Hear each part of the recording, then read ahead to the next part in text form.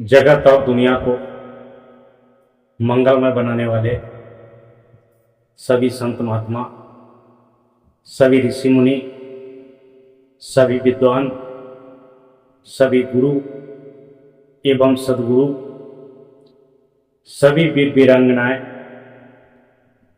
जिनकी वजह से देश में आज अमन, चैन और शांति का माहौल है।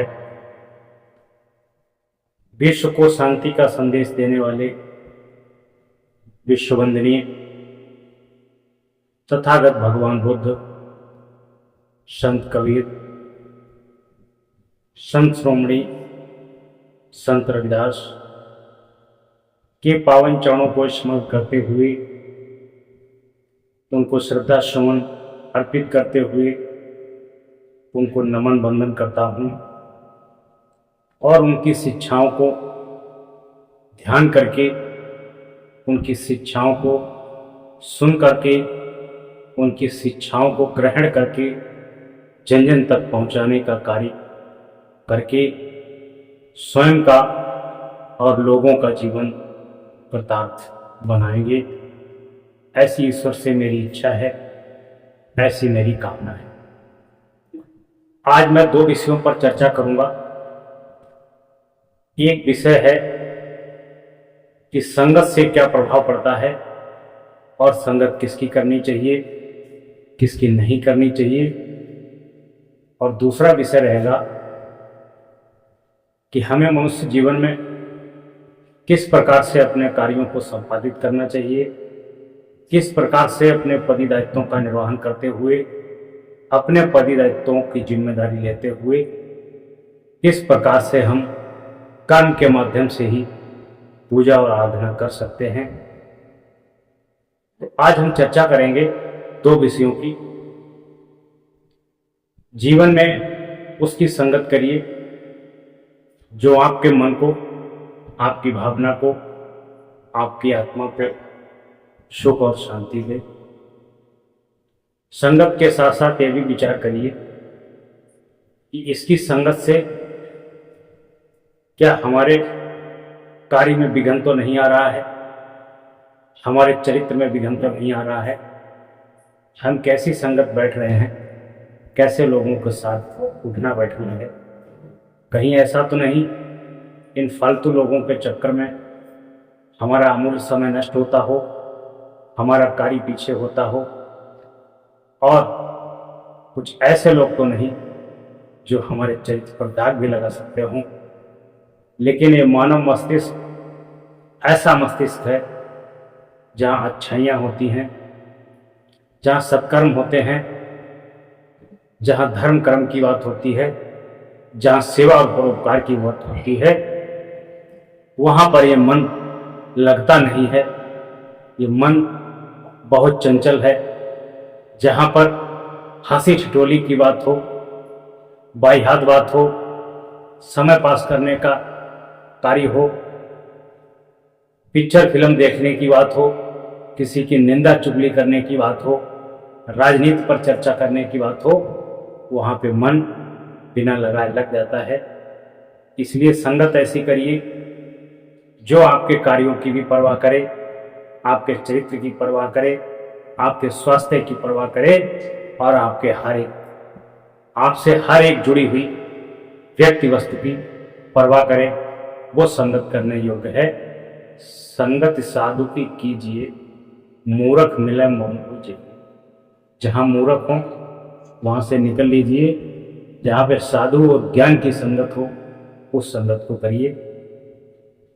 अपने कर्तव्य के बारे में, कैसे कर्तव्यनिष्ठ होना चाहिए, कैसे कर्तव्य से ही भक्ति हो सकती है, उस विषय में दूसरे बिंदु पर हम चर्चा करेंगे। एक मल्लाह था, वो नावों का व्यापारी था।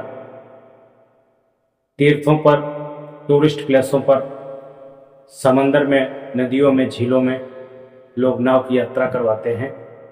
उसी प्रकार से वह भी अपनी 100 नावें चलाता था। केवल मात्र एक नाव ऐसी थी जो अपने स्वयं के लिए और अपने परिवार के लिए रखता था। वो नाव धीरे धीरे पुरानी हो गई थोड़ी टूट फूट भी गई। उसके बच्चों ने जिद किया, हट किया कि हम लोग भी नाव से समंदर और झील की सैर करेंगे।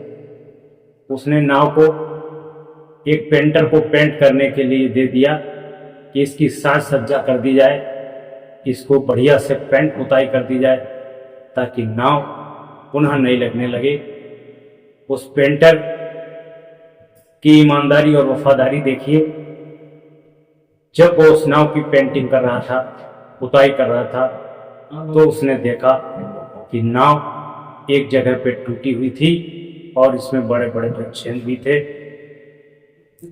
उस पेंटर ने उस टूटी हुई नाव की मरम्मत किया। मरम्मत करने के बाद उसकी पुताई कर दी और पुताई करने के बाद में मालिक को सौंप दिया। मालिक ने उसको उसके अनुसार पैसे दे दिए और वो नाव लेकर के उनके बच्चे समुद्र और झील में मौज मस्ती के लिए चले जाते हैं। जब नाव मालिक को याद आती है कि वो नाव टूटी थी, उसमें गड्ढा था, उसको दुख होता है कि उस गड्ढे से नाव में पानी जाएगा और हमारा पूरा परिवार डूब कर मर जाएगा।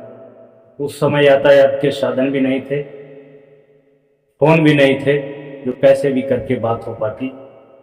जब तक वो नाव समुद्र से वापस नहीं आती है, तब तक घर का मालिक ऐसे ही खड़ा रहता है और कहता है कि पता नहीं परिवार वापस आएगा कि नहीं आएगा। परिवार वापस आता है, वह देख करके बहुत प्रसन्न हो जाता है और खुश हो जाता है। नाव को देखता है, नाव में कोई गड्ढा नहीं था, नाव में कोई छेद नहीं था। वह खुश होता है और उस पेंटर को बुलाता है, ये नाव मेरी नहीं है, मेरी नाव टूटी हुई थी, उसमें 2 छेद भी थे। पेंटर कहता है कि इसी में छेद थे, मैं कारपेंटर का काम जानता था, मैंने छेदों को सही करके और पुनः पुताई कर दिया है, इसलिए नाव आपकी ही है। मालिक कहता है कि मैंने तो तुमको सिर्फ पेंटर के पैसे दिए थे, पुताई के पैसे दिए थे, मरम्मत का पैसा नहीं दिया था, तुमने ये बिना पैसों के कैसे ठीक कर दी है। वो कहता है कि जो कर्मशील व्यक्ति होता है, प्रेमी व्यक्ति होता है, वो छोटी मोटी चूक फूट को ऐसे ही ठीक कर देता है, उसके किसी से पैसे नहीं लेता है। हर काम के हर व्यक्ति से पैसे नहीं लिए जाते हैं, इस चीज को सदैव ध्यान रखना। वो जाकर के अपने घर चला जाता है, वही मालिक उसको बतौर इनाम 1 लाख रुपया का चेक उसके घर पर भेजता है और वह व्यक्ति उस चेक को लेकर के आता है, उसको पुनः वापस कर देता है कि चेक की मुझे आवश्यकता नहीं है, आप अपने पैसे रखिए। वो कहता है कि तुम्हारी वजह से मेरा परिवार बच गया, मेरा घर परिवार सुखी है, तो मेरे साथ रह करके व्यापार करो, हम तुम्हें भाई की तरह मानते हैं और मानते रहेंगे। कहने का तात्पर्य ये है कि जो ईमानदारी और वफादारी के साथ कार्य करता है, अपना समझ के कार्य करता है, छोटे मोटे कार्य को भी, खामियों को अपने आप दूर कर देता है, लोगों को परेशान नहीं करता है और बिना बताए ही खुशी खुशी उसका काम आगे बढ़ा देता है, वह व्यक्ति सदैव पूजनीय, वंदनीय और सराहनीय होता है। ईश्वर हर प्रकार से उसकी मदद करती है।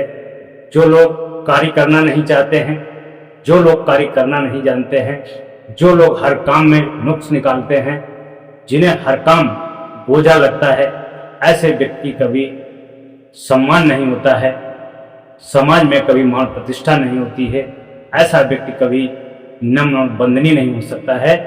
ऐसा व्यक्ति सदैव निठल्ला और आवारा होता है, कोई भी व्यक्ति उसे प्रणाम नहीं करना चाहता है, उसको देखना नहीं चाहता है। इसलिए जितनी जिम्मेदारी उठाएंगे उतने आप विद्वान बनेंगे, उतने महान बनेंगे और जितने कार्य दौड़ दौड़ कर करेंगे, जितने कार्य सहजता से करेंगे, लोगों का भला करेंगे, लोगों को काम करेंगे, उतने आप पूजनीय और वंदनीय हो जाएंगे। लोग सदैव आपको नम्र करेंगे, याद करेंगे, प्रार्थना करेंगे, आप दर्शन के योग्य बन जाएंगे और आप नाकारा, निठल्ले, आवारा काम में नुक्स निकालते रहेंगे तो लोग प्रणाम तो प्रणाम, आपको देखना तक नहीं चाहेंगे।